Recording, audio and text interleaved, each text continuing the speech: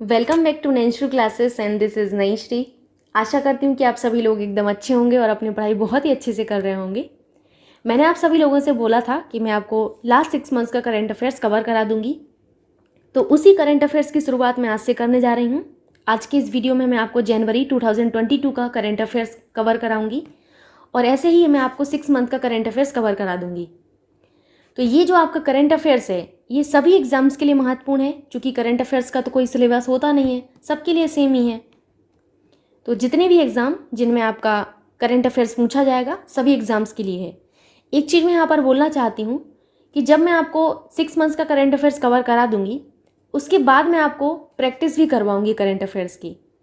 आपका एक भी क्वेश्चन ऐसा नहीं होगा पेपर में जो आपके द्वारा पढ़ा ना गया हो, ये मेरा प्रॉमिस है आपसे।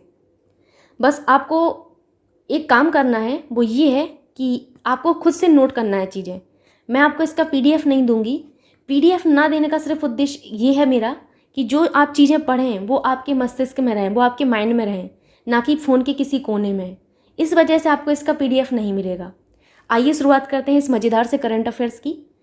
सबसे पहला आपको देखना है कि दुनिया की सबसे लंबी जो मेट्रो लाइन है ये कहाँ पर आपकी खोली गई है।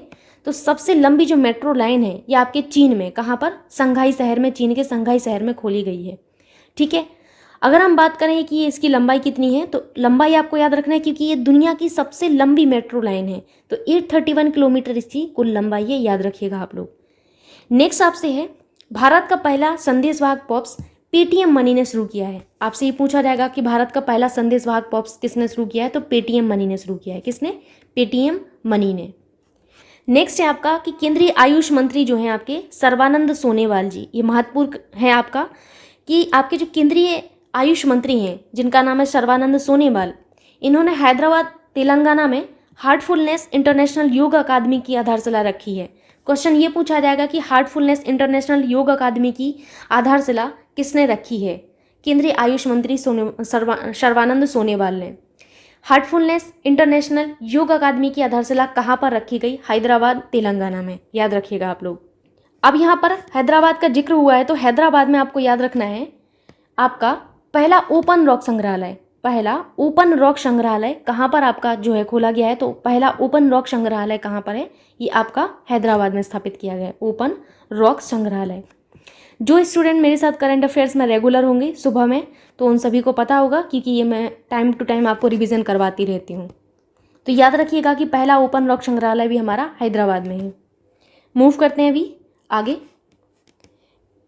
आगे है आपसे कि राष्ट्रीय शिक्षा नीति जो 2020 के अनुरूप केंद्रीय शिक्षा मंत्री धर्मेंद्र प्रधान ने 100 दिवसीय पठन, ये पठान नहीं है पठन है, पठन अभ्यास पढ़े भारत शुरू किया है। पहला तो आपको ये याद रखना है कि पढ़े भारत ये जो अभियान है ये किसके द्वारा शुरू किया गया है? तो ये केंद्रीय शिक्षा मंत्री धर्मेंद्र प्रधान के द्वारा शुरू किया गया है। किस पर आधारित है? तो NEP 2020 पर आधारित है। किस पर? 2020 पर आधारित है। कितने दिन का ये अभियान है? तो ये 100 दिवसीय अभियान है। आपको ये भी याद रखना है 100 दिवसीय अभियान है। ठीक, 100 दिवसीय अभियान है, 100 डेज का है। अब यहाँ पर NEP 2020 का जिक्र हुआ है तो ये भी आपके लिए महत्वपूर्ण है। ये ऐसे क्वेश्चन है जो कभी भी आपसे पूछे जा सकते हैं, तो एक बार इनका भी जिक्र कर लेते हैं। NEP 2020 के लक्ष्य क्या थे ये आपसे पूछा जाएगा, तो इनके दो मोटे मोटे लक्ष्य आपको याद रखना है। 2030 तक सकल नामांकन अनुपात 100% करना। 2030 तक सकल नामांकन अनुपात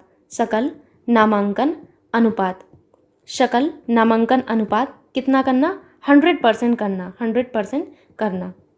दूसरा जो इनका लक्ष्य है वो क्या है? दूसरा लक्ष्य है इनका कि GDP के 6% को शिक्षा पर व्यय करना। क्या है? GDP के कितने प्रतिशत को? 6% को, GDP के 6% को शिक्षा पर व्यय करना, ये इनका लक्ष्य है। अब यहाँ पर आप लोगों ने सुना होगा कि इसमें जो है 5+3+3+4 पर वर्क किया गया है। इसमें ये ध्यान रखना है कि 5 क्या है, 3 क्या है, 3 क्या है और आगे का 4 क्या है। ठीक, तो आइए पहले इसी को समझ लेते हैं एक बार। 5+3+3+4 के मॉडल पर वर्क किया गया है। इसमें जो आपकी ये 5 है इसको कहा जाता है आपका फाउंडेशन स्टेज। क्या कहा जाता है? फाउंडेशन स्टेज कहा जाता है। इस फाउंडेशन स्टेज में आपका 3+2 होता है, ये जो आपका 3 है ये क्या है आपका, ये प्री स्कूल है, जिसे हम क्या कहते हैं, प्री स्कूल एज कहते हैं। आप लोगों ने पढ़ा होगा चाइल्ड साइकोलॉजी में प्री स्कूलिंग एज। तो ये प्री स्कूल का आपका है 3।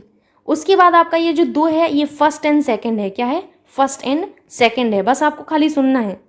आगे जो आपका 3 है ये क्या है आपका, ये है आपका प्रीपेरेटरी स्टेज। इसमें आपका क्या आएगा, 3 मतलब थर्ड आएगा आपका, और क्या आएगा, फोर्थ आएगा, और आपका क्या आएगा, फिफ्थ आएगा। आगे जो आपके ये 3 हैं ये आपके मिडिल स्टेज कहे जाते हैं। क्या कहे जाएंगे, मिडिल स्टेज। मिडिल स्टेज जो होगा इसमें आपका 6, 7 और 8 होगा। बाकी इस 4 में क्या होगा, इसमें होगा आपका 9, 10th, 11th और 12th। तो ये आपको माइंड में रखना है एक बार। और इनके जो लक्ष्य है मोटे मोटे कि 2030 तक सकल नामांकन अनुपात जो है 100% करना, ये पूछा जाता है आपसे कि कब तक इन्होंने लक्ष्य रखा है। ऑप्शन दे दिया जाएगा 2020, 2024, 2025। तो याद रखिएगा 2030 तक इन्होंने लक्ष्य रखा है। ठीक, समझ गए आप लोग। मूव करते हैं आगे। भारत का पहला LPG सक्षम और धूम्रपान मुक्त जो राज्य बना है वो हिमाचल प्रदेश बना है।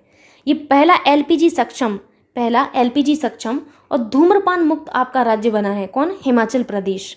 LPG यानी कि लिक्विफाइड पेट्रोलियम गैस। LPG का मतलब क्या होता है, liquefied, LIQUEFIED, liquefied petroleum, PETROLEUM, petroleum gas. ठीक, ये आपकी जो LPG होती है कई सारे हाइड्रोकार्बन्स का एक मिश्रण होती है, और इसका यूज़ बेसिकली हम घर में खाना पकाने के लिए करते हैं। ठीक है, याद रखिएगा। आगे आपसे है 1 मिनट। रक्षा मंत्री राजनाथ सिंह ने चंडीगढ़ विश्वविद्यालय में Kalpana Chawla centre for research in space science and technology का उद्घाटन किया है। Very very important. पूछा आपसे ये जाएगा कि Kalpana Chawla centre for research in space science and technology का उद्घाटन कहाँ पर किया गया है, चंडीगढ़ विश्वविद्यालय में। किसके द्वारा किया गया है, रक्षा मंत्री राजनाथ सिंह के द्वारा किया गया है।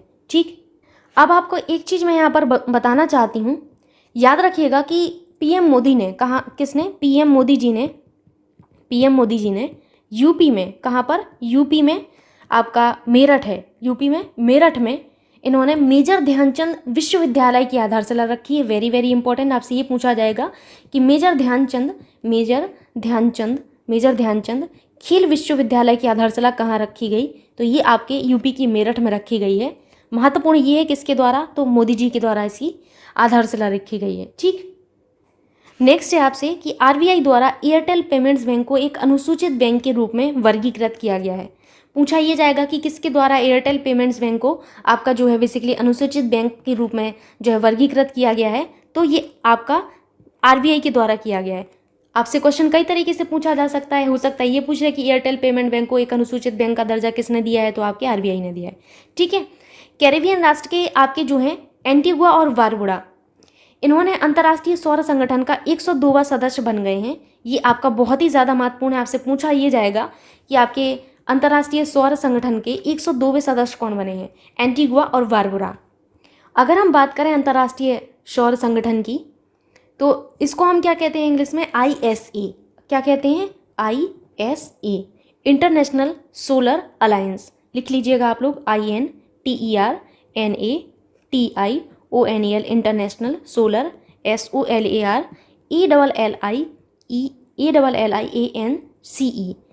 ठीक है। तो ये आपके लिए फुल फॉर्म महत्वपूर्ण है, याद रखना है आप लोगों को। हिंदी में तो आपको पता ही होगा। ISA इसलिए महत्वपूर्ण है क्योंकि इनके हेडक्वार्टर जो हैं आपके गुरुग्राम हरियाणा में हैं, इसलिए ये महत्वपूर्ण है। तो सबसे पहले तो आपको ISA के बारे में ये याद रखना है कि ISA की स्थापना कब की गई थी। तो ISA का बेसिकली जो शुभारंभ है वो आपका किया गया था 30 नवंबर 2015 को किया गया था। ठीक है, कहाँ पर, पेरिस में किया गया था, याद रखिएगा। अगर हम बात करें इनके हेडक्वार्टर्स की, तो अभी अभी मैंने आपको बताया हुआ है कि इनके जो हेडक्वार्टर्स हैं वो आपके कहाँ पर हैं, गुरुग्राम में हैं। कहाँ पर, गुरुग्राम कहाँ पर है, ये हरियाणा में है, हरियाणा। ठीक, अगर हम बात करें एंटीगुआ और बारबुडा की, तो ये एंटीगुआ और आपके बारबुडा जो हैं ये बेसिकली आपके उत्तर अमेरिका जो महाद्वीप है, जो आपका नॉर्थ अमेरिका महाद्वीप है, तो उत्तर अमेरिका महाद्वीप में कैरिबियन क्षेत्र में आपके द्वीपीय हैं। ठीक, और ये जो बेसिकली हैं ये आपके कैरिबियन सागर और जो अंध महासागर है उनके बीच स्थित हैं। ठीक, अगर हम बात करें कैपिटल की, तो कैपिटल याद रखिएगा सेंट जोन्स। क्या है इनकी कैपिटल? सेंट जोन्स इनकी कैपिटल है। और अगर हम बात करें इनकी करेंसी की, तो इनकी करेंसी जो है वो है ईस्ट कैरिबियन डॉलर। ईस्ट मैं लिख देती हूँ, east Caribbean dollar, Caribbean dollar. Move करते हैं आगे। आगे आपसे है कि भारतीय चुनाव आयोग ने संसदीय और विधानसभा क्षेत्रों में उम्मीदवारों के लिए चुनाव व्यय सीमा में वृद्धि की है। चुनावी खर्च की सीमा में पिछला संशोधन कब हुआ था? 2014 में हुआ था। अब ये जो आपका वृद्धि की गई है ये आपसे पूछी जा सकती है। तो आपको सबसे पहले मैं संसदीय चुनाव के बारे में बताऊंगी, उसके बाद मैं आपको जो विधानसभा चुनाव है उनके बारे में बताऊंगी। तो पहले आप लोगों को याद रखना है किसका? संसदीय चुनाव का, संसदीय चुनाव। और उसके बाद मैं बताऊंगी आपको विधानसभा चुनाव।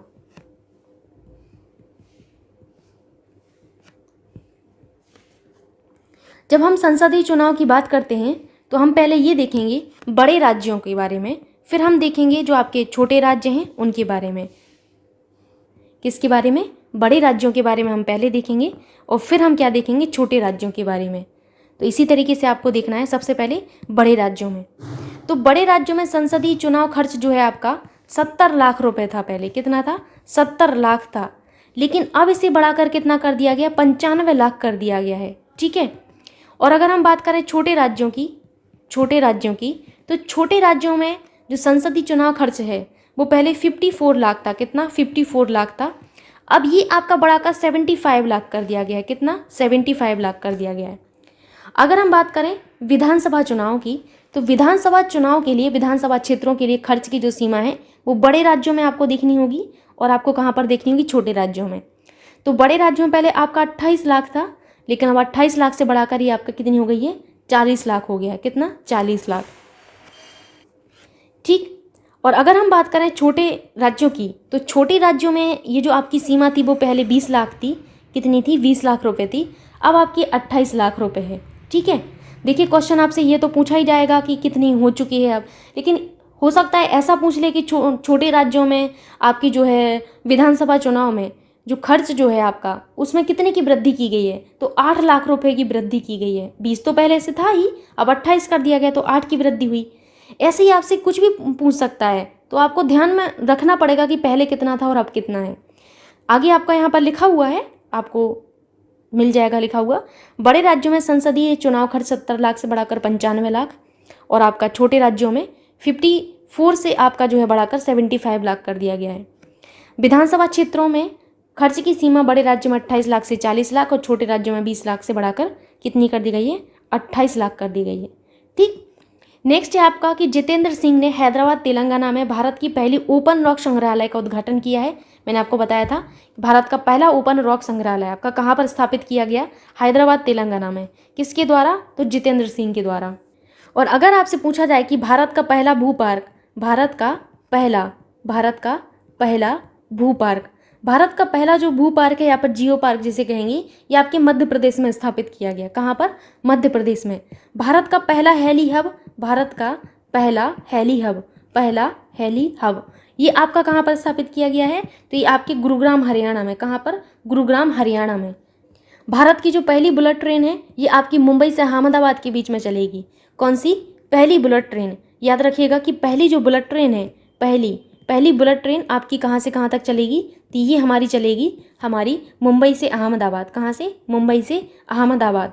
और इस ट्रेन को अपना जो पहला जो है स्टेशन जो मिला है, वो आपसे पूछा जाएगा तो पहला जो स्टेशन मिला है, पहला बुलेट स्टेशन जिसे कहेंगे, वो आपका सूरत है। क्या है? सूरत है। याद रखिएगा आप लोग। चलते हैं आगे आपसे कि भारतीय मूल की ब्रिटिश सिख सेना अधिकारी और फिजियोथेरेपिस्ट कैप्टन हरप्रीत सिंह चंडी दक्षिणी ध्रुव हेतु अकेले असमर्पित ट्रैक पूरा करने वाली पहली अश्वेत महिला बनी है। Very very important. आपसे सीधा क्वेश्चन पूछा जाएगा कि दक्षिणी ध्रुव पर जो है फतह करने वाली पहली अश्वेत महिला कौन बनी है? तो कैप्टन हरप्रीत सिंह चंडी। ये कौन है? आपकी एक सेना अधिकारी है, सिख सेना अधिकारी है, और साथ ही साथ आपकी फिजियोथेरेपिस्ट भी हैं।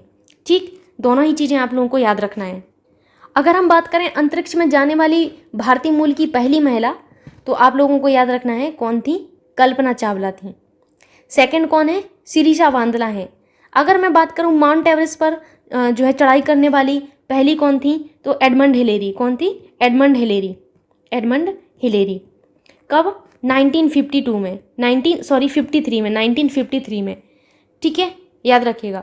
और अगर मैं विश्व की प्रथम अंतरिक्ष महिला की बात करूं तो वो कौन थी? तो विश्व की प्रथम महिला अंतरिक्ष यात्री आपकी वैलेंटिना टेरेस्कोवा थी। कौन थी? Valentina Tereshkova. याद रखिएगा आप लोग।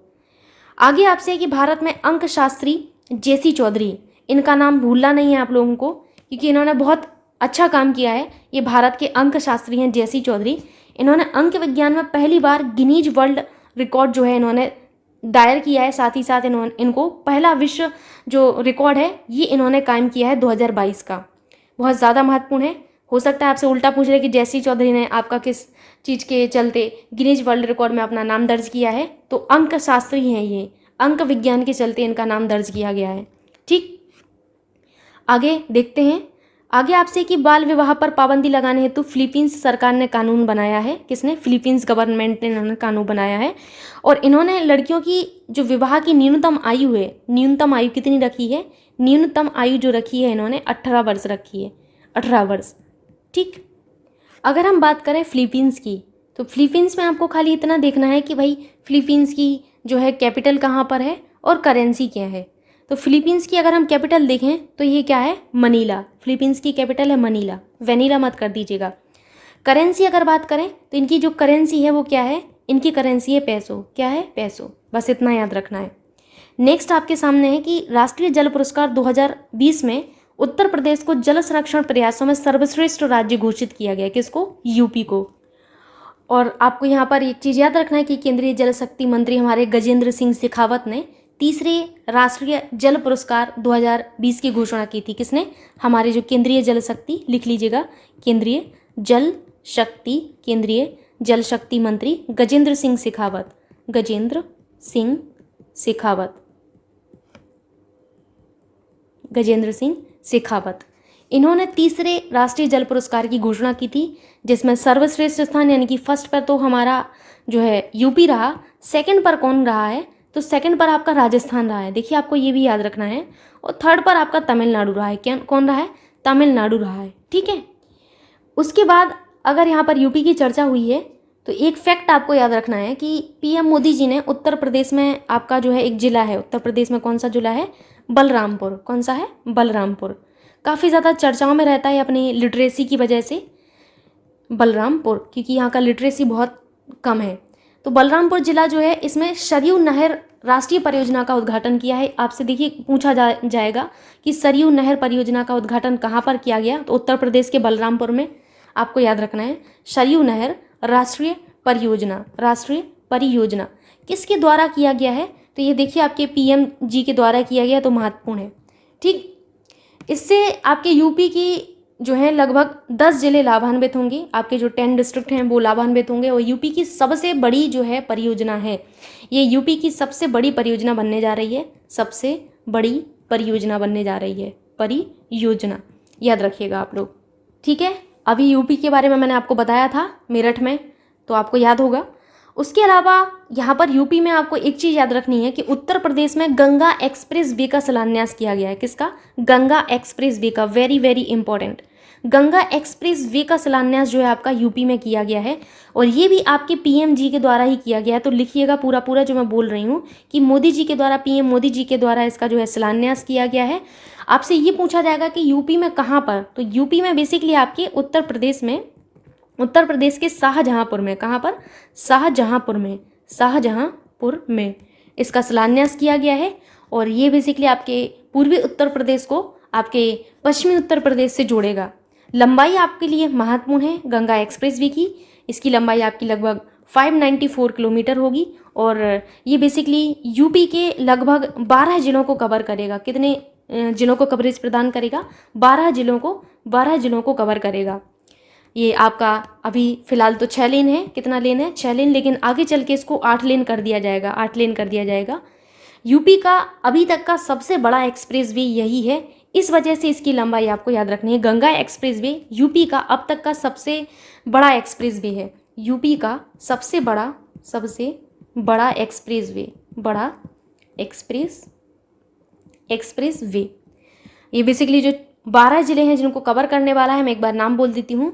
मेरठ, अमरोहा, बुलंदशहर, बदायूं, शाहजहांपुर, फर्रुखाबाद, हरदोई, उन्नाव, रायबरेली, प्रतापगढ़, इलाहाबाद, कन्नौज। इतनी चीज़ें आप लोगों को याद रखना है। आशा करती हूँ कि आपको समझ में आ रहा होगा। आगे आपसे है कि खादी और ग्रामोद्योग आयोग के अध्यक्ष जो हैं आपके कौन है? विनय कुमार सक्सेना जी हैं। कौन? विनय कुमार सक्सेना। विनय कुमार सक्सेना जी ने गाजियाबाद के शिरोरा गांव में देश की पहली mobile honey processing van launch की है। वेरी वेरी इंपॉर्टेंट, देश की पहली मोबाइल हनी प्रोसेसिंग वैन किसने लॉन्च की है? तो ये खादी और ग्रामोद्योग आयोग के जो अध्यक्ष हैं विनय कुमार सक्सेना, इन्होंने की है गाजियाबाद के शिरोरा गांव में। ठीक, आगे चलते हैं। आगे आपसे कि भारतीय रिजर्व बैंक ने फिनटेक हेतु एक अलग आंतरिक विभाग की स्थापना की है। किसके लिए? फिनटेक के लिए। नेक्स्ट आपसे कि जनवरी 2022 में यूएनएससी यानी कि United Nations security council, UNSC की आतंकवादी समिति जो है आपकी, यहाँ पर आतंकवाद रोधी होता है, ठीक है, आतंकवाद रोधी कर लीजिएगा। आतंकवाद रोधी समिति की अध्यक्षता किसको सौंपी गई है? तो ये आपके भारत को सौंपी गई। ये महत्वपूर्ण है, याद रख लीजिएगा।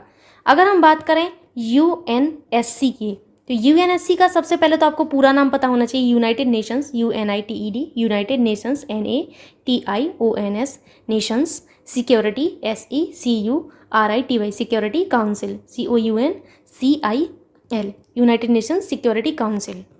ठीक, आपको अब याद हो जाना चाहिए, महत्वपूर्ण है आपके लिए। नेक्स्ट है आपसे हरियाणा के गुरुग्राम में सभी विमानन सुविधाओं के साथ भारत का पहला हेली हब स्थापित किए जाने की घोषणा की गई। कहाँ पर? गुरुग्राम, हरियाणा में। पहला हेली हब कहाँ पर स्थापित किया जाएगा? गुरुग्राम, हरियाणा में। भारत की सबसे उम्रदराज जो आपकी मादा स्लॉथ हैं भालू, वो आपके मध्य प्रदेश के भोपाल में एक वन विहार था, उसमें इनका निधन हो गया है। आपसे ये पूछा जाएगा कि भारत की सबसे उम्रदराज मादा स्लॉथ भालू का कहाँ पर, किस राष्ट्रीय उद्यान में निधन हुआ है? तो वन विहार राष्ट्रीय उद्यान में। ये कहाँ का है? तो ये आपके मध्य प्रदेश का है। कहाँ का? मध्य प्रदेश का। अगर हम बात करें मध्य प्रदेश के अन्य जो राष्ट्रीय उद्यान है, नेशनल पार्क हैं उनकी, तो आपके मध्य प्रदेश में काफ़ी सारे नेशनल पार्क्स हैं। आपको यहाँ पर याद रखना है कान्हा। कौन सा? Kanha national park. आपको कान्हा जो टाइगर रिजर्व है, ये आपका टाइगर रिजर्व है, ये कहाँ पर है? ये आपके मध्य प्रदेश में है। बांधवगढ़ नेशनल पार्क, आपका जो बांधवगढ़ नेशनल पार्क, ये आपका कहाँ पर है? ये भी आपके MP में है। पेंच टाइगर रिजर्व, ये आपके MP में है। पन्ना नेशनल पार्क आपका कहाँ पर है? ये भी आपके MP में है। सतपुरा नेशनल पार्क MP में है। माधव नेशनल पार्क MP में है। कूनो वाइल्ड लाइफ सेंचुरी, ये आपके MP में है। वन विहार अभी आपने देख लिया MP के भोपाल में है। चलते हैं आगे। आगे आपसे है कि उत्तर प्रदेश सरकार ने बहराइच जिले में, उत्तर प्रदेश में एक जिला है बहराइच, इस जिले में नेपाल सीमा के पास 4 गांव हैं जिनको राजस्व गांव घोषित किया है। किनको? 4 गांव को राजस्व गांव घोषित किया है। देखिए, एक स्टेट होता है, स्टेट के अंदर कई सारे जिले होते हैं, ठीक है, कई सारे जिले होते हैं, जिले के अंदर गांव होता है, ठीक। तो वो 4 गांव जो हैं कौन से हैं वो आपको जानना है, और किस तहसील के अंतर्गत आते हैं ये आपसे पूछा जा सकता है। तो पहला तो आपको ये याद रखना है बहराइच जिले में है ये आपके, और नेपाल सीमा से लगाने वाले हैं। इनको 4 राजस्व गांव जो घोषित किया गया है, इनको घोषित किया गया है, ठीक है। ये 4 गांव आपके मेहनपुरवा तहसील के अंतर्गत आते हैं। किसके अंतर्गत? मेहनपुरवा, मेहनपुरवा पुरवा तहसील के अंतर्गत, तहसील के अंतर्गत, ठीक है। जो 4 गांव हैं वो चारों गांव आपको रटे होना चाहिए। पूछा जा सकता है कि इनमें से कौन सा गांव आपका राजस्व गांव घोषित नहीं किया गया है, तो आपको जब 4 याद होंगे तब बता पाओगे। पहला आपको याद रखना है कौन सा? भवानीपुर। कौन सा? भवानीपुर, भवानीपुर। दूसरा आप लोगों को याद रखना है तेड़िया। कौन सा? तेड़िया। तीसरा आप लोगों को यहाँ पर याद रखना है डाकिया। डाकिया तेड़िया तो याद रख लेंगे, देखिए बार बार रिवीजन से ही चीज़ें आएंगी आपको। और फिर लास्ट है आपका बिछिया। गांव के नाम भी बड़े मस्त हैं।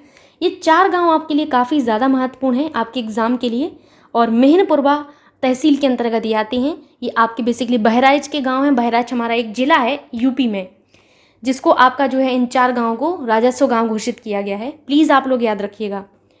आगे देखते हैं हम।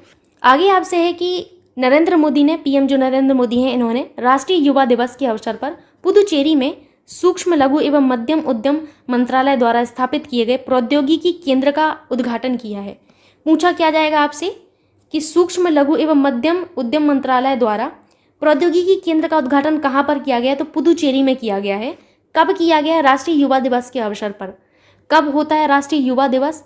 याद होना चाहिए आप लोगों को, क्योंकि मैं इतनी बार आपको ये रिवाइज करवाती हूँ। नेशनल यूथ डे, इंग्लिश में क्या कहते हैं? National youth day. तो नेशनल यूथ डे प्रतिवर्ष हमारा 12 जनवरी को सेलिब्रेट किया जाता है। भाई आप जनवरी का करंट अफेयर्स पढ़ रहे हैं तो ये तो बिल्कुल जाहिर सी बात है कि जनवरी में ही ये सेलिब्रेट किया, ये आपका जो उद्घाटन किया गया है और इस दिवस के अवसर पर। तो 12 जनवरी को हम प्रतिवर्ष क्या मनाते हैं? हम इस दिन को राष्ट्रीय युवा दिवस मनाते हैं। क्यों मनाते हैं? शायद आप लोगों को पता होगा, स्वामी विवेकानंद जी की जयंती के अवसर पर हम ये दिवस मनाते हैं। कौन सा? राष्ट्रीय युवा दिवस। ठीक, अब देखिए आपको ये पता होना चाहिए कि इस बार कौन सा आपका युवा दिवस मनाया गया। तो ये 25 बार राष्ट्रीय युवा दिवस आपका जो है था। अगर हम बात करें अंतर्राष्ट्रीय युवा दिवस तो ये 12 अगस्त को सेलिब्रेट किया जाता है। याद रखना है दोनों को ही, ठीक है। कौन सा? 12 अगस्त को हम क्या मनाते हैं? अंतर्राष्ट्रीय युवा दिवस मनाते हैं, ठीक है। थीम क्या थी? तो थीम थी सशक्त युवा सक्षम युवा। क्या थी थीम? सशक्त युवा सक्षम युवा। थीम महत्वपूर्ण है आपकी, सशक्त युवा, सशक्त युवा सक्षम युवा, सशक्त युवा सक्षम युवा, ये इस बार की थीम थी आपकी। याद रखिएगा आप लोग। देखिए अब यहाँ पर एक चीज़ आप लोग करेक्ट कर लीजिएगा, आपका राष्ट्रीय युवा महोत्सव आपका 12 और 13 जनवरी को इस बार सेलिब्रेट हुआ। कब? 12 और 13 जनवरी को। और इस महोत्सव की थीम थी सशक्त युवा सक्षम युवा। जबकि इस बार का जो आपका नेशनल यूथ डे था, इसकी जो थीम थी इस बार की वो थी it's all in the mind, it's all in the mind. याद रखिएगा अब आप लोग, ठीक। चलते हैं आगे। आगे आपसे है कि अपनी पहली नाव के लॉन्च के बाद कोच्चि शहर जल मेट्रो परियोजना वाला भारत का पहला शहर बन गया है। महत्वपूर्ण है, आपसे पूछा जाएगा जल मेट्रो परियोजना वाला भारत का पहला शहर कौन सा है? तो कोच्चि है। ये कहाँ पर है? ये आपके केरल राज्य में है, ठीक है। नवीनतम badminton world federation junior ranking में अंडर 19 गर्ल्स सिंगल्स वर्ग में तस्नीम मीर प्रथम स्थान हासिल करने वाली पहली भारतीय बन गई है। कौन? तस्नीम मीर, ठीक। ये पहला स्थान हासिल करने वाली ये पहली भारतीय भी बन गई हैं अंडर 19 गर्ल्स सिंगल्स वर्ग में। आगे आपसे कि भारतीय सेना दिवस 2022 के अवसर पर खादी के कपड़े से बनाया गया दुनिया का सबसे बड़ा जो राष्ट्रीय ध्वज है जैसलमेर के निकट लोंगेवाला में, कहाँ पर? लोंगेवाला में भारत पाकिस्तान सीमा पर प्रदर्शित किया गया। तो भारत पाकिस्तान सीमा पर ये आपका प्रदर्शित किया गया है। कहाँ पर? जैसलमेर के निकट लोंगेवाला में। ये आपकी दुनिया का सबसे बड़ा राष्ट्रीय ध्वज था। ये पूछा जाएगा कि कहाँ पर प्रदर्शित किया गया, प्लीज़ आप लोग याद रखिएगा। और किस अवसर पर? तो भारतीय सेना दिवस 2022 के अवसर पर। भारतीय सेना दिवस आप कब सेलिब्रेट करते हैं? सेना दिवस जो हम मनाते हैं आर्मी डे, वो हम 15 जनवरी को मनाते हैं। कब? 15 जनवरी को। याद होगा आप लोगों को शायद। आगे चलते हैं। आगे आपसे कि चीन के चंद्र अन्वेषण कार्यक्रम चांग्स 5 द्वारा चंद्रमा की सतह पर पानी का पहला ऑनसाइट जो सबूत है ये खोजा गया है। किसके द्वारा? चीन के चंद्र अन्वेषण कार्यक्रम चांग्स 5 के द्वारा। कहाँ पर? चंद्रमा की सतह पर। चाचा बहुत ज़्यादा आ गया है, याद रखिएगा। चंद्रमा की सतह पर चीन के चंद्र अन्वेषण कार्यक्रम चांग्स 5 के द्वारा पानी का पहला ऑनसाइट जो सबूत है ये आपका खोजा गया है, ठीक। भारत की सुपर मॉम बाघन कालरवाली का वृद्धावस्था के कारण मध्य प्रदेश के पेंच टाइगर रिजर्व में निधन हो गया है। याद रखिएगा, इतना आपको याद रखना है। अब आपको यहाँ पर एक चीज़ और याद रखना है कि जो इंडोनेशिया थे, इंडोनेशिया ने अपनी जो राजधानी को पूर्वी कालीमंतन में स्थानांतरित करने की घोषणा की है, जो बोर्नियो द्वीप पर एक इंडोनेशियाई प्रांत है। नई राजधानी का नाम इनका क्या होगा? नूर संतारा होगा। तो ये आपके लिए महत्वपूर्ण है कि इनकी जो नई राजधानी इसका नाम क्या होगा? नूर संतारा होगा। लिख लीजिएगा आप लोग। इंडोनेशिया ने, मैं यहाँ पर लिख देती हूँ, इंडोनेशिया ने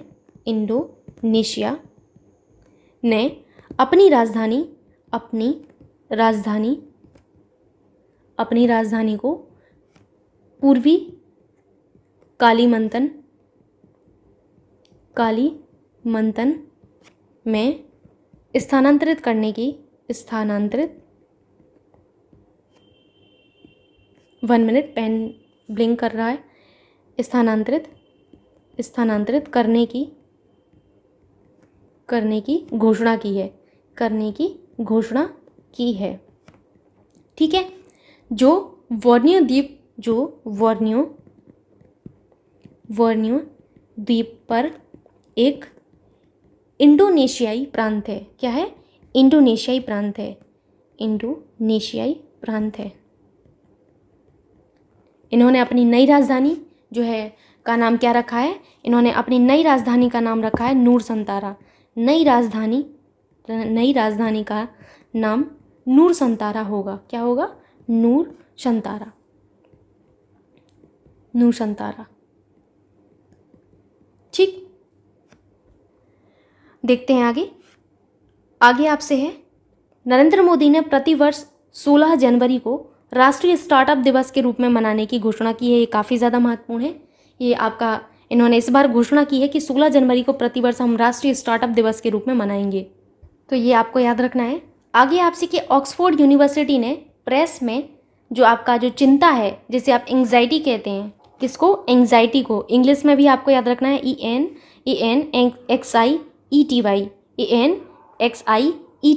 एंग्जाइटी को 2021 का children word of the year घोषित किया है। किसको?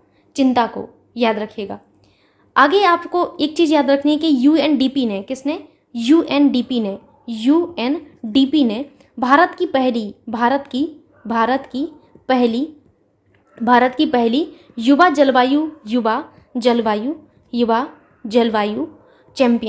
जलवायु चैंपियन किसको बनाया है? तो ये आप लोगों ने इनको सुना होगा कभी ना कभी, प्राजक्ता कोली। ये बेसिकली कंटेंट क्रिएटर थी यूट्यूब पर, आप लोग इनको यूट्यूब से जानते होंगे। प्राजक्ता कोली को भारत की युवा जलवायु चैंपियन को बनाया हुआ है। याद रखिएगा। यह यूट्यूब क्रिएटर्स फॉर चेंज पहल की वैश्विक राजदूत भी हैं। किसकी हैं? यूट्यूब, मैं यहाँ पर लिख देती हूँ, यूट्यूब क्रिएटर्स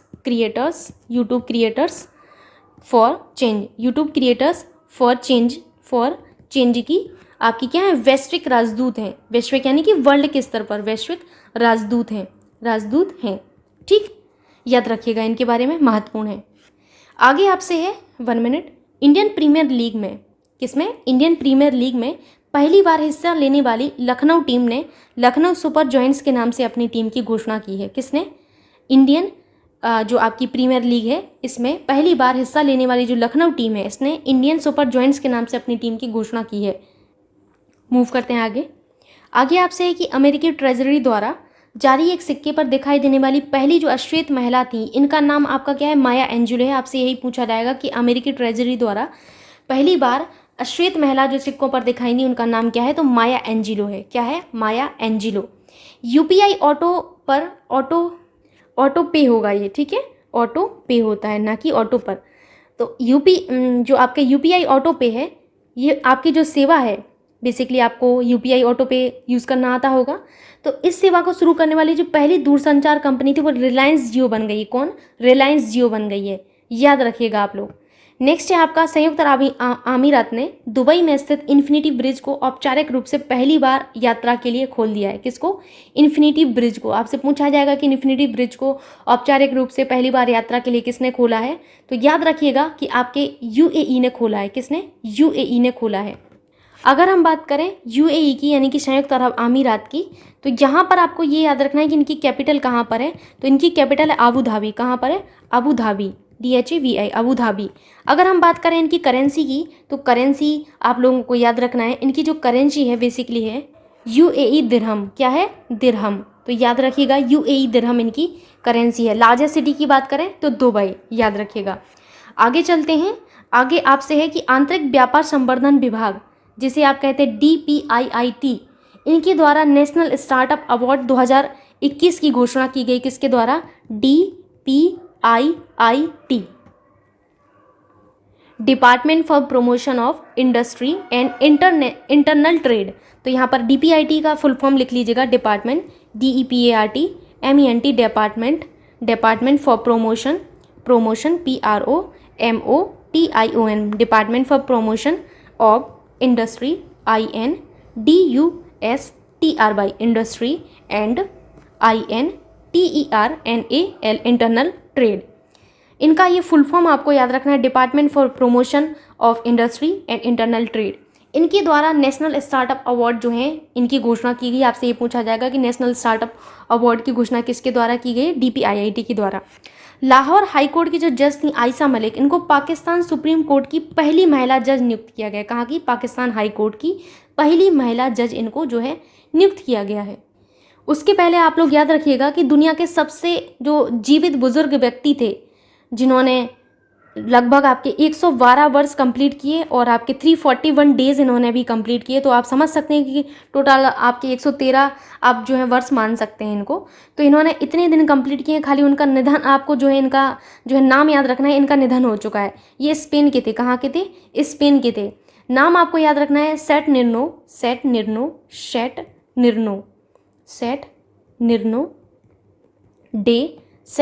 डेला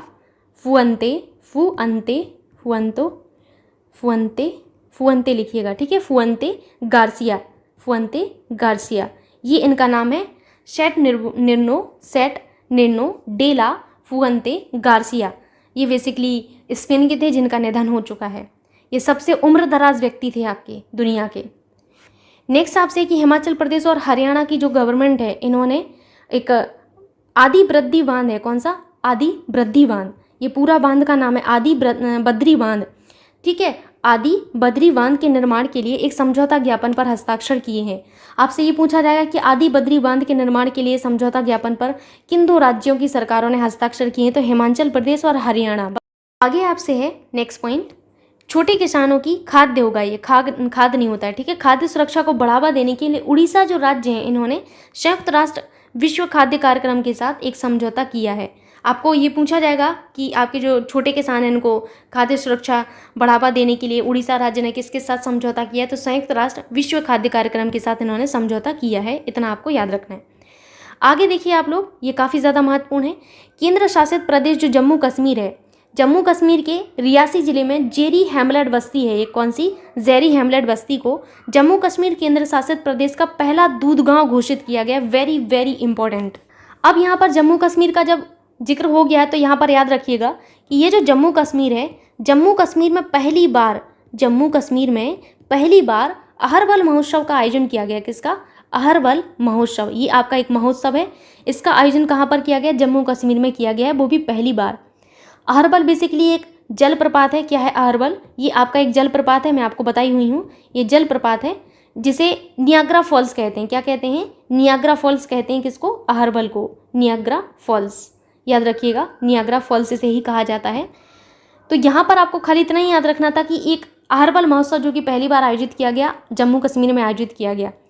और आप लोगों को मैं कई बार बताती रहती हूँ कि आपके जम्मू कश्मीर में कई सारे उत्सव हैं जो सेलिब्रेट किए जाते हैं। पहला तो आपने अहरबल देख लिया, दूसरा आपको याद रखना है ललाव उत्सव, दूध पथरी उत्सव, ललाव उत्सव, दूध पथरी उत्सव, पुष्कर महोत्सव। कौन सा? पुष्कर महोत्सव, कंचोत महोत्सव। ये सब के सब हमारे महोत्सव हैं जो हमारे सेलिब्रेट किए जाते हैं। कहाँ पर? हमारे जम्मू कश्मीर में सेलिब्रेट किए जाते हैं। इतना आपको याद रखना है।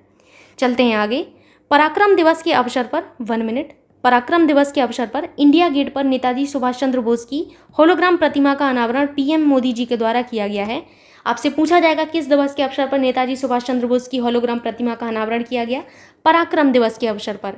किसके द्वारा? पीएम मोदी जी के द्वारा। अगर हम बात करें पराक्रम दिवस की, तो पराक्रम दिवस आपका कब मनाया जाता है? ये 23 जनवरी को आपका मनाया जाता है। Very very important. 23 जनवरी को प्रतिवर्ष आपका पराक्रम दिवस मनाया जाता है। और 2021 में ये निर्णय लिया गया था कि हम अब से क्या मनाएंगे? 23 जनवरी को हम मनाएंगे पराक्रम दिवस मनाएंगे, ठीक। अब यहाँ पर ये सुभाष चंद्र बोस जी का जिक्र हुआ है, तो यहाँ पर आपको याद रखना है संकल्प स्मारक के बारे में। किसके बारे में? संकल्प स्मारक। संकल्प जो स्मारक है ये बेसिकली सुभाष चंद्र बोस की याद में आपकी स्थापित किया गया है। कहाँ पर? अंडमान और निकोबार द्वीप समूह में। कहाँ पर? अंडमान और निकोबार द्वीप समूह में। अंडमान और निकोबार द्वीप समूह में ये आपका स्थापित किया गया है, द्वीप समूह में, संकल्प स्मारक, ठीक है। क्योंकि 16 जनवरी, मैं कब की बात कर रही हूँ? 16 जनवरी 1941 में, 16 जनवरी 1941 को नेताजी जो आपके थे ये ब्रिटिश निगरानी से निकले और उसके बाद लगभग 3 वर्ष बाद इन्होंने 1943 में इन्होंने अंडमान निकोबार द्वीप समूह में झंडा फहराया था। कहाँ पर? अंडमान निकोबार द्वीप समूह में इन्होंने झंडा फहराया था। इस वजह से यहाँ पर जो है संकल्प स्मारक आपका स्थापित किया गया। और ये बेसिकली आपके सुभाष चंद्र बोस जी की 125वीं जयंती थी आपकी इस वर्ष, जिसको पराक्रम दिवस के रूप में आपका मनाया गया। अगर हम बात करें सुभाष चंद्र बोस जी की, तो आपको याद है कि 1920 में इन्होंने सिविल सेवा जो है आपका उत्तीर्ण किया था, सिविल सेवा परीक्षा इन्होंने उत्तीर्ण की। 1938 के हरिपुरा अधिवेशन जो है इन्होंने अध्यक्षता की। उसके बाद 1939 में आप लोगों को पता है त्रिपुरी संकट जो था, सभी को याद है, मैं आपको डिस्कस की हुई है त्रिपुरी संकट के बारे में। उसके बाद 1939 में इन्होंने द फॉरवर्ड ब्लॉक की स्थापना की थी। किसकी? द फॉरवर्ड ब्लॉक की स्थापना की थी। द फॉरवर्ड ब्लॉक की स्थापना की थी। इनकी एक बुक भी है भाई, इनकी बुक भी याद रखना है, काफ़ी ज़्यादा महत्वपूर्ण है। द इंडियन स्ट्रगल बुक भी इनकी काफ़ी अच्छी है। The Indian struggle STRUGLE Indian struggle जो है इनकी एक बुक है। मूव करते हैं आगे आपसे है कि केंद्रीय गृह और सहकारिता मंत्री अमित शाह जी ने जम्मू कश्मीर के 20 जिलों के लिए भारत का पहला जिला सुशासन सूचकांक जो है जारी किया है। कितने जिलों के लिए? 20 जिलों के लिए। किसके? जम्मू कश्मीर के। भारत का पहला जिला सुशासन सूचकांक जारी किया गया किसके द्वारा?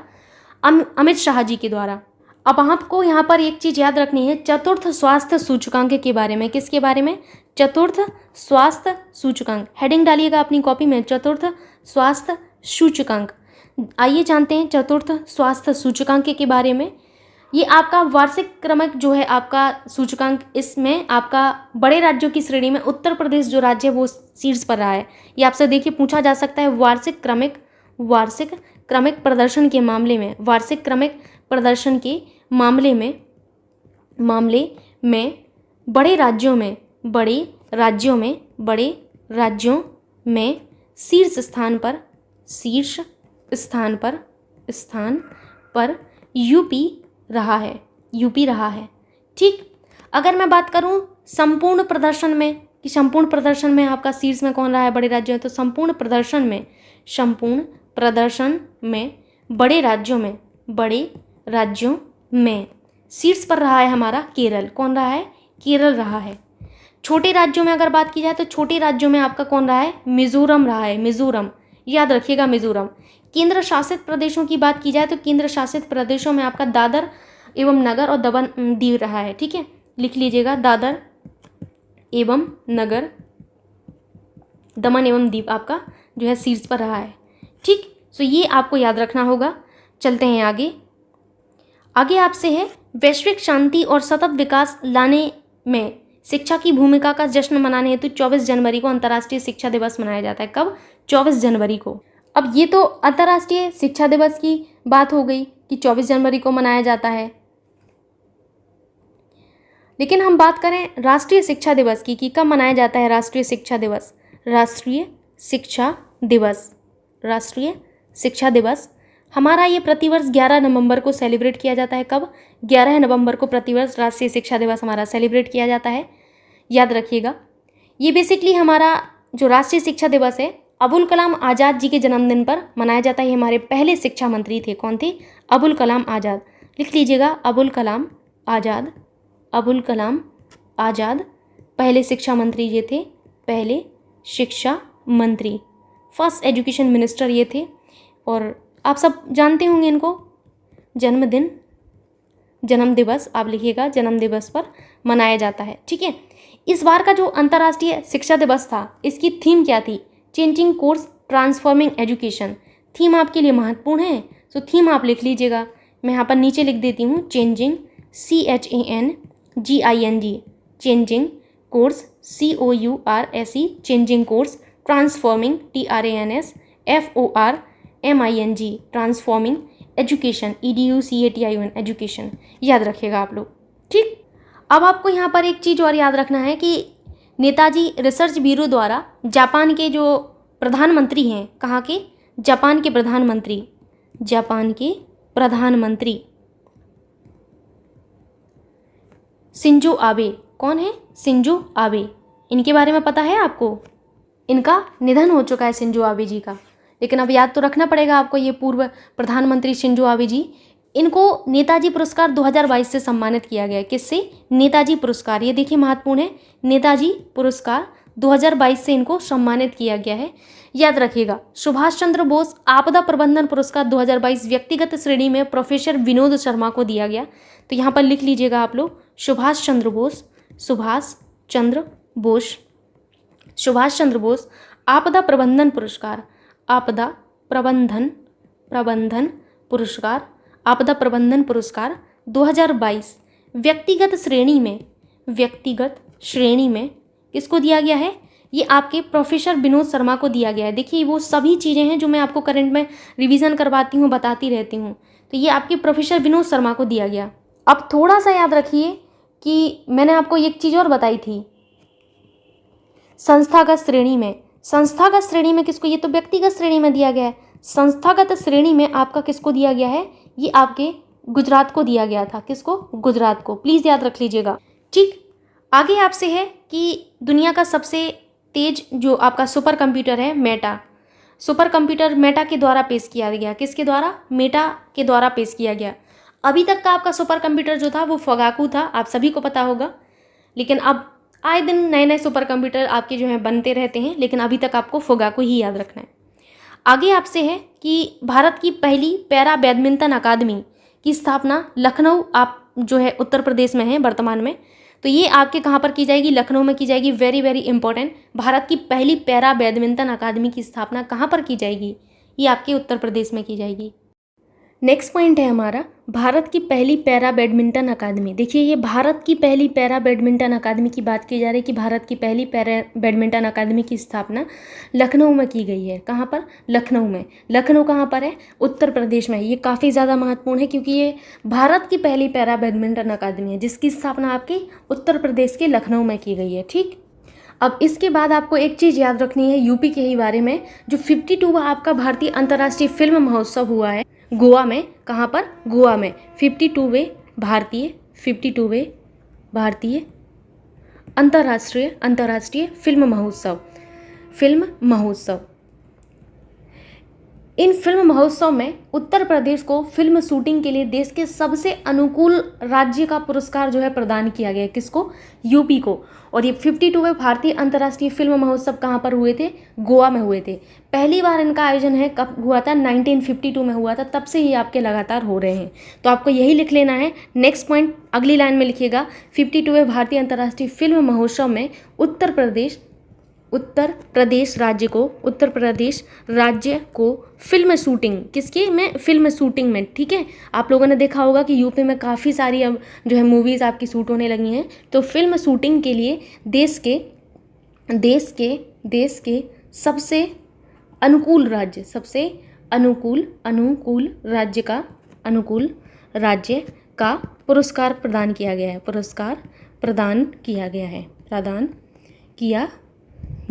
है। ठीक, तो ये आपको याद रखना है। अब यहाँ पर बात ये आती है कि आपके जो 52वें भारतीय अंतर्राष्ट्रीय फिल्म महोत्सव हुए थे कहाँ पर हुए थे? तो अभी मैं आपने लोगों को बताया है गोवा में हुए थे। लिख लीजिएगा नेक्स्ट लाइन में, गोवा में इस बार आयोजित हुए थे। और ये पहली बार आपके कब आयोजित किए गए थे? तो 1952 में आयोजित किए गए थे। तब से ये आपके लगातार हो रहे हैं। 1952 लिखा हुआ है, याद रखिएगा। इसके बाद मैंने आप लोगों को एक चीज़ और बताई थी, याद हो अगर आप लोगों को, मैंने बताया था आपको गीतांजलि श्री के बारे में। किसके बारे में? गीतांजलि श्री के बारे में। गीतांजलि श्री ये हमारे यूपी की ही हैं, मैनपुरी की हैं। आप लोगों में से कोई ना कोई मैनपुरी का जरूर होगा, मुझे याद है एक स्टूडेंट हमारा मैनपुरी का है। तो गीतांजलि श्री भी आपकी मैनपुरी की हैं, मैनपुरी यूपी में है। इनके द्वारा एक जो है उपन्यास लिखा गया, टॉम ऑफ सैंड, हिंदी में इसे कहते हैं रेत समाधि। क्या? रेत समाधि। ध्यान से सुनिएगा, रेत समाधि वेरी वेरी इंपॉर्टेंट, आपसे जरूर पूछा जाएगा।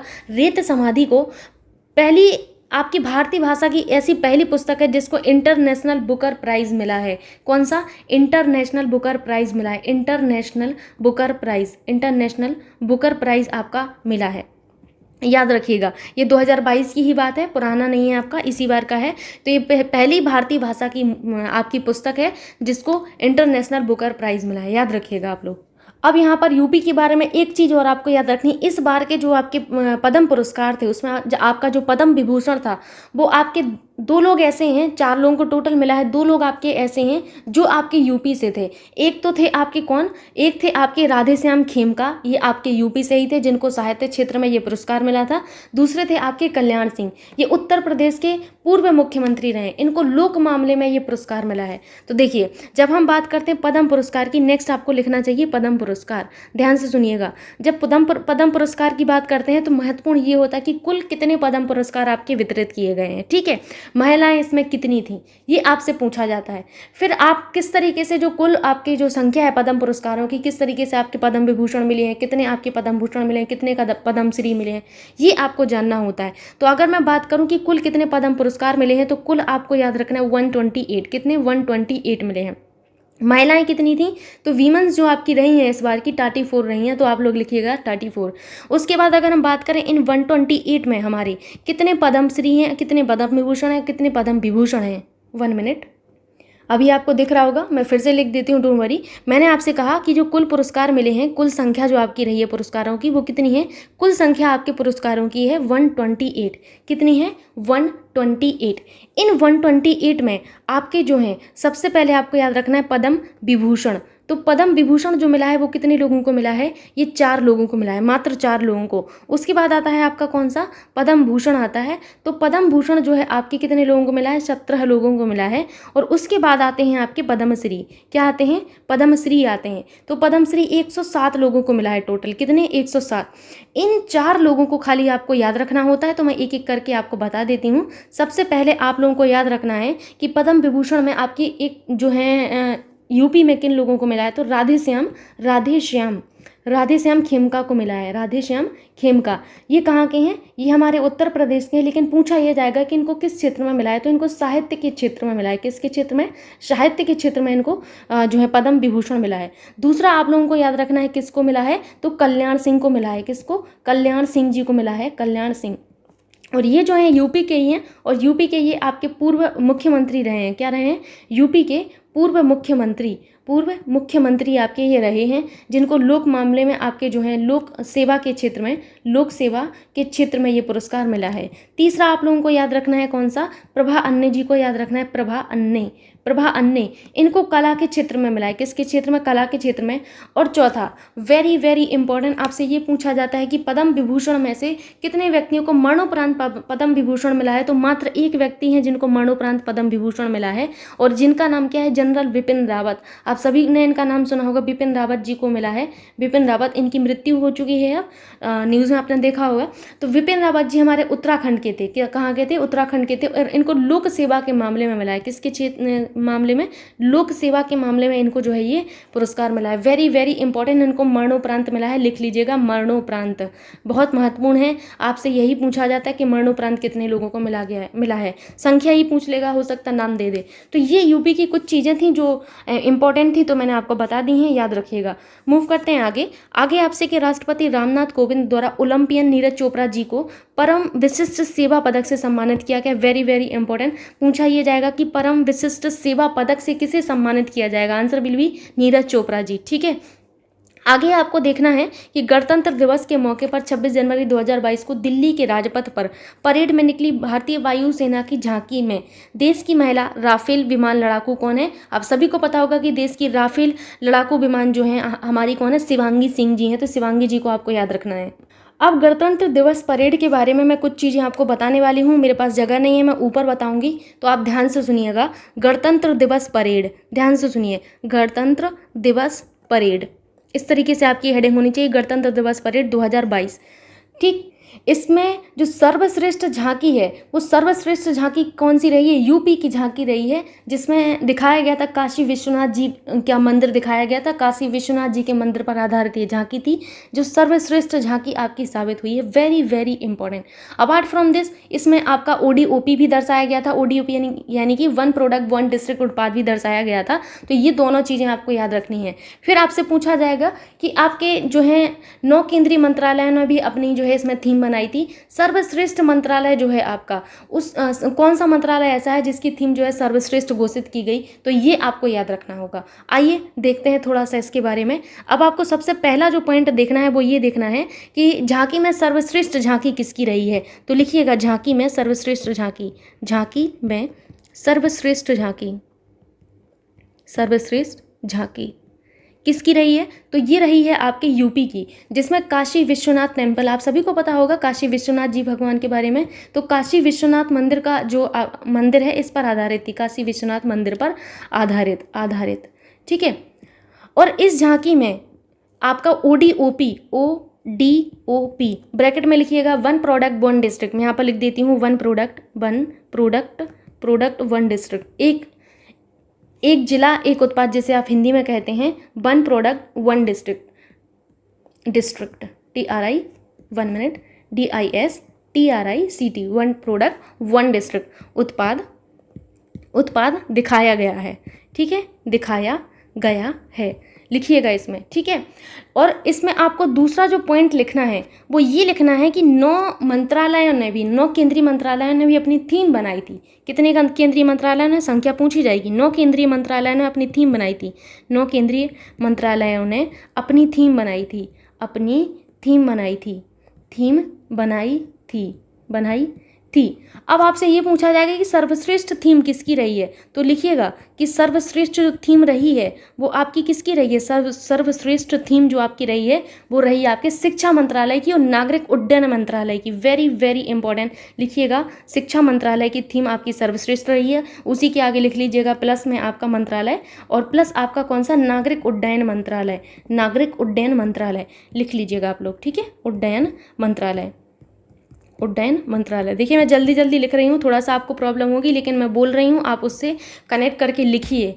ओके, जो आपके शिक्षा मंत्रालय हैं, ध्यान से सुनिएगा, शिक्षा मंत्रालय की जो थीम थी वो किस पर आधारित थी। अब भाई शिक्षा मंत्रालय है तो इनकी जो थीम थी वो न्यू एजुकेशन पर आधारित थी। किस पर, न्यू एजुकेशन पर आधारित थीम थी। वहीं नागरिक उड्डयन मंत्रालय की जो थीम थी, लिख लीजिएगा प्लीज़, आपसे रिक्वेस्ट है कि इनकी थीम किस पर आधारित थी। भाई इन मंत्रालयों की थीम सर्वश्रेष्ठ रही, लेकिन थीम क्या थी, किस विषय पर थी।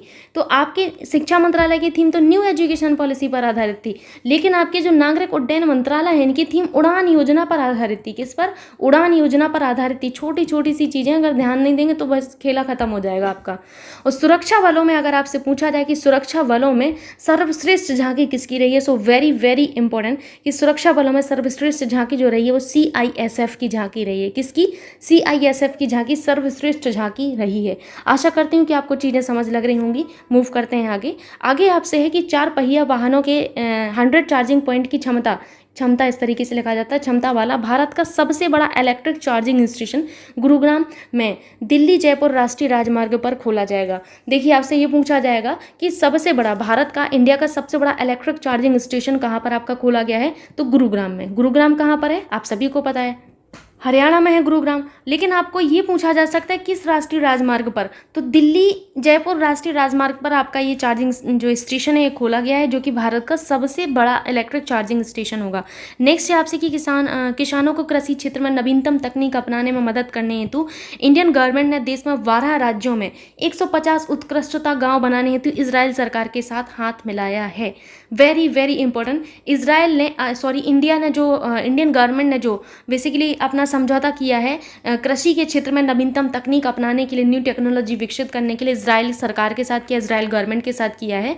और बेसिकली इनका उद्देश्य क्या है कि आपके 150 गाँव को, लगभग 150 गाँव को उत्कृष्टता गाँव बनाना। वेरी वेरी इंपॉर्टेंट, आपसे ये पूछा जाए कितने आपके जो है गाँव को 12 राज्यों में 150 गाँव को, राज्य भी याद रखना है और आपको गाँव भी याद रखना है। ठीक, मूव करें अभी आगे आपसे है, यहाँ पर किसानों से संबंधित बात कही गई तो आपको याद रखना है राष्ट्रीय किसान दिवस आपका कब सेलिब्रेट किया जाता है। आप सभी को पता होगा राष्ट्रीय किसान दिवस प्रतिवर्ष जो है आपका 23 दिसंबर को सेलिब्रेट किया जाता है। वेरी वेरी इंपॉर्टेंट, काफ़ी ज़्यादा महत्वपूर्ण है। और क्यों सेलिब्रेट किया जाता है और किन की जो है जन्मदिन के अवसर पर सेलिब्रेट किया जाता है, तो हमारे जो 5वें नंबर के थे, 5th नंबर के थे, ये हमारे PM थे चौधरी चरण Singh ji. Very very important, ये ध्यान रखना है, 5वें नंबर के PM थे हमारे, क्या थे, PM थे चौधरी चरण सिंह। इनके जन्म दिवस पर आपका ये मनाया जाता है। और आपको पता होना चाहिए कि ये जो हमारे चौधरी चरण सिंह जी हैं ना, ये 2 बार यूपी के मुख्यमंत्री भी रहे हैं। अब आप सोच सकते हैं कि 2 बार यूपी के मुख्यमंत्री और 5वें हमारे PM भी रहे हैं, तो बहुत बड़ी बात होती है। इन्होंने बेसिकली जो जमींदारी उन्मूलन अधिनियम है, इसमें प्रधान वास्तुकार का जो रोल है वो प्ले किया था चरण सिंह जी ने। इस वजह से इनको सभी लोग याद रखते हैं आज के ज़माने में। और इनकी जन्म दिवस के अवसर पर हमने राष्ट्रीय किसान दिवस मनाना शुरू किया 23 दिसंबर को। प्लीज़ याद रख लीजिएगा, काफ़ी महत्वपूर्ण है। आगे आप देखिए कि देश का पहला sports unicorn IPL cricket team Chennai super Kings बन गई है। कौन बन गई है, चेन्नई सुपर किंग्स बन गई है। ठीक, अब यहाँ पर मैं एक चीज़ और बताना चाहती हूँ, आपसे पूछा जाएगा ICC महिला cricketer of the year ICC महिला क्रिकेटर ऑफ द ईयर का अवार्ड किसे मिला है? ऑफ द ईयर 2021 की बात है ये, देखिए 2021 का। तो आईसीसी महिला क्रिकेटर ऑफ द ईयर का जो अवार्ड मिला है क्रिकेटर का, ये आपका स्मृति मंधाना को मिला है। किसको मिला है? स्मृति मंधाना को। लिख लीजिएगा, स्मृति मंधाना। स्मृति मंधाना को जानते होंगे आप लोग।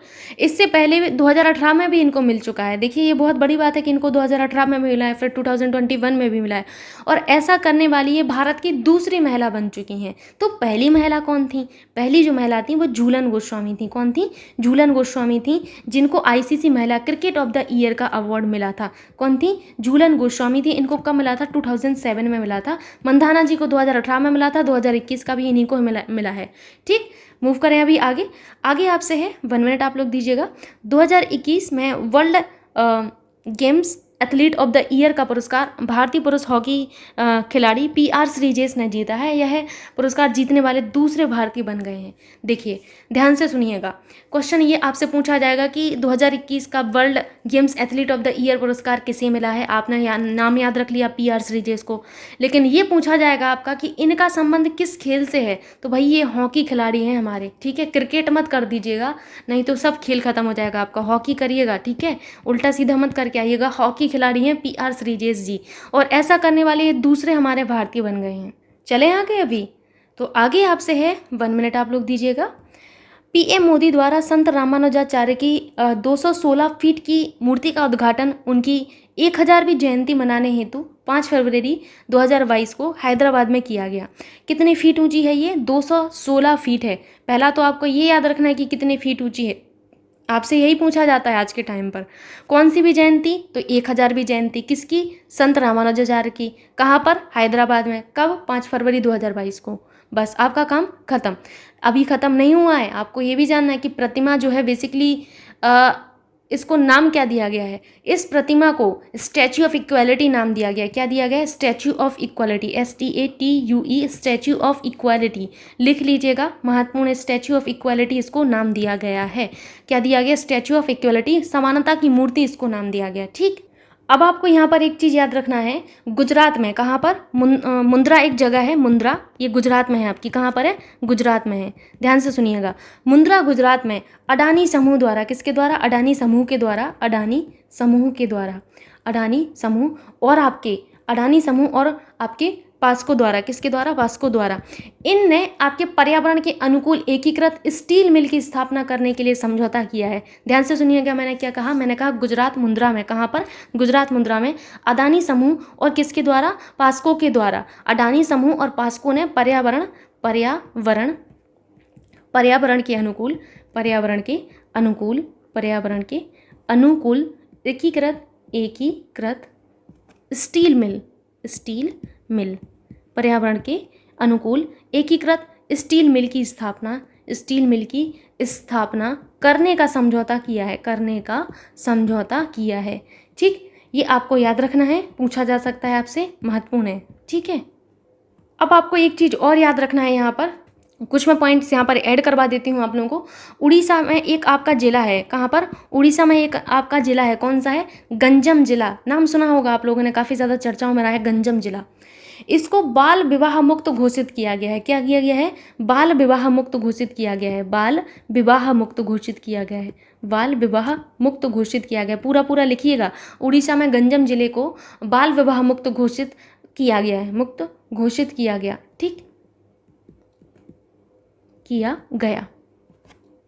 अब अगर हम यहाँ पर बात करें आपकी जो है फोर्ब्स द्वारा जो आपका विश्व की 100 सबसे शक्तिशाली महिलाएं आपकी जो है रैंकिंग जारी की गई है, उसमें पहला स्थान किसका है? ठीक, तो सुनिएगा ध्यान से। फोर्ब्स द्वारा जारी विश्व की, फोर्ब्स द्वारा जारी विश्व की 100 सबसे शक्तिशाली, 100 सबसे शक्तिशाली महिलाओं की रैंकिंग में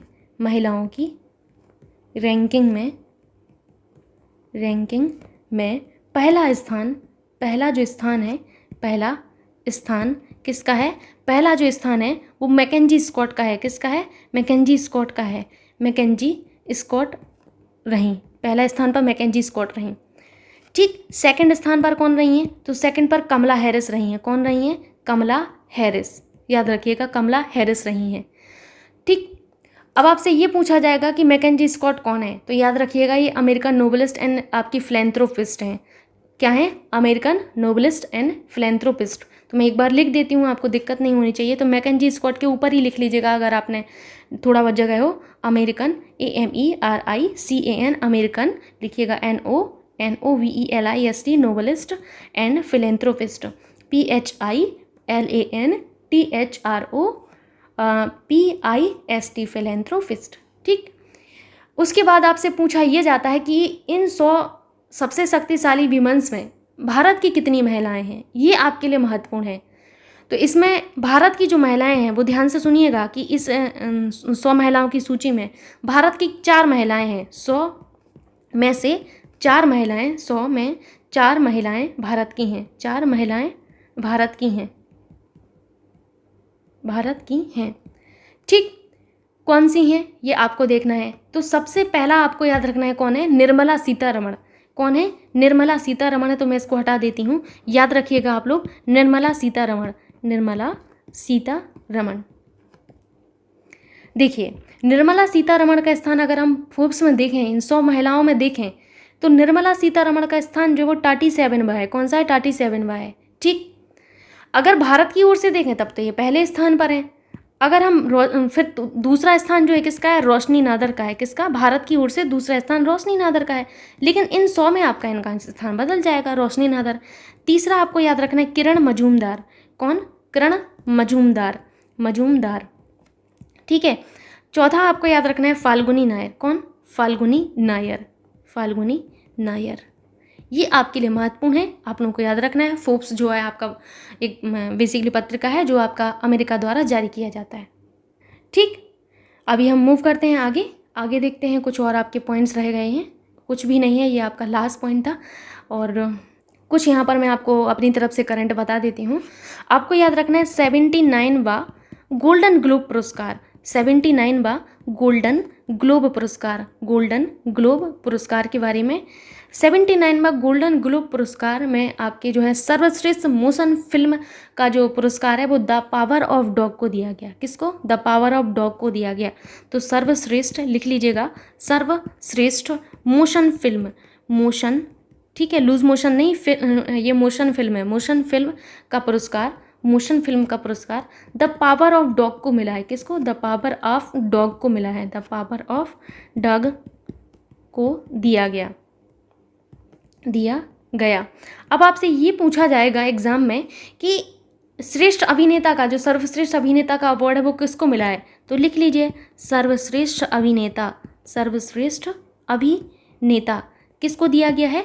विल स्मिथ को दिया गया है, विल स्मिथ, विल स्मिथ। और अगर आपसे पूछा जाए अभिनेत्री, सर्वश्रेष्ठ अभिनेत्री का अवार्ड, तो सर्वश्रेष्ठ अभिनेत्री का अवार्ड आपके निकोल किडमैन को मिला है। किसको? निकोल किडमैन को मिला है। ये आपको याद रखना है। अब लास्ट में आप लोगों को कुछ चीज़ें और याद रखनी है, शायद मैंने नहीं बताया अभी आपको, विश्व हिंदी दिवस के बारे में। विश्व हिंदी दिवस, ठीक, विश्व हिंदी दिवस आपका कब सेलिब्रेट किया जाता है? 10 जनवरी को आपका सेलिब्रेट किया जाता है विश्व हिंदी दिवस। प्रथम विश्व हिंदी सम्मेलन जो है 10 जनवरी को हुआ था, 1975 में नागपुर में हुआ था। लिख लीजिएगा, प्रथम विश्व हिंदी सम्मेलन। बेसिकली आपका विश्व हिंदी दिवस क्यों मनाया जाता है? हिंदी के प्रति अवेयरनेस फैलाने के लिए। तो ये आपका 10 जनवरी 1975 को नागपुर में हुआ था। ये पूछा जाता है तो आपको याद रखना नागपुर में हुआ था। ठीक है, इस दिवस की शुरुआत कब हुई थी? तो शुरुआत आपको याद रखना है, शुरुआत जो हुई थी बेसिकली आपकी 2006 में हुई थी। कब? 2006 में हुई थी। अगर हम बात करें राष्ट्रीय हिंदी दिवस की, तो अभी जो मैं आपको सुबह में करंट अफेयर्स पढ़ाती हूँ वहाँ पर 2 बार रिवीजन करवा चुकी हूँ इसका, कि अगर हम विश्व हिंदी दिवस की बात करें तो 10 जनवरी, और अगर हम राष्ट्रीय हिंदी दिवस की बात करें तो ये हमारा इंजीनियर्स डे के एक दिन पहले यानी कि 14 सितंबर को सेलिब्रेट किया जाता है। कब? 14 सितंबर को। तो ये रहा आपके जनवरी मंथ का पूरा करंट अफेयर्स। आशा करती हूँ कि आपको समझ में आया होगा। एक लाइक, एक शेयर आप सभी की तरफ से बनता है। Thank you so much.